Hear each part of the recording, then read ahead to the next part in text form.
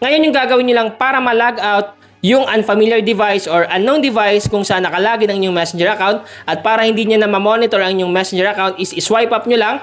Swipe up. So mga ka-Mindtech, napansin nyo ba minsan na yung Messenger nyo is merong nakikialam or napapansin nyo na may nagbubukas ng account nyo? So ngayon ituturo ko sa inyo kung paano malaman kung may nakamonitor nga ba sa ating Messenger account ngayong 2025. So make sure lang na panoorin nyo yung video nga matapos para malaman nyo step by step kung paano i-setup. So una muna natin gagawin is kailangan muna natin i-update yung ating Messenger application in case man na hindi pa updated. So para ma-update yan, i-click mo lang tong Play Store. Hanapin mo yung Play Store sa inyong device. So once na makita mo na, click mo lang. Then pag dito ka na sa Play Store, sunod natin gagawin is pumunta lang tayo sa may search dito. Click natin.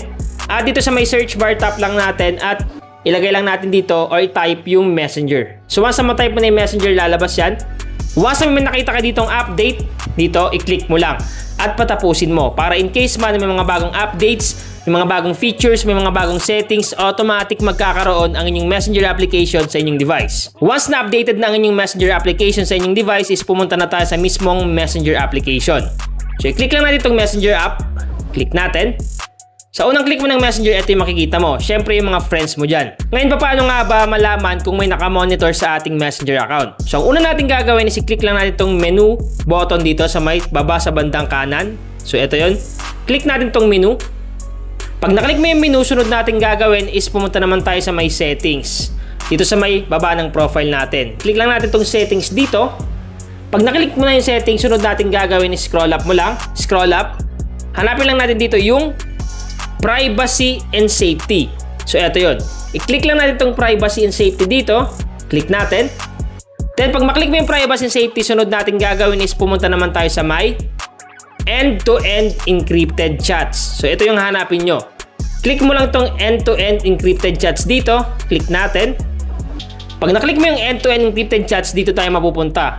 Ngayon sunod natin gagawin is i-click lang natin tong security alerts dito. Nakalagay dyan, view and manage alerts for logins and key changes. So ngayon i-click lang natin tong security alerts dito. Click natin. So ngayon dito mo malalaman kung merong nakamonitor sa inyong Messenger account, kasi nga minsan hindi natin alam. Halimbawa pinapahiram natin yung phone natin, malay natin na baka na-open na pala nila yung Messenger account natin sa ibang device. So merong pagkakataon na nangyayari yon. So ngayon paano nga ba malaman? So ang gagawin nyo lang is i-click nyo lang itong view logins dito. Yung view logins dyan, click natin. Pag click mo yan, automatic lalabas dyan yung mga device kung saan nakalogin ang inyong Messenger account.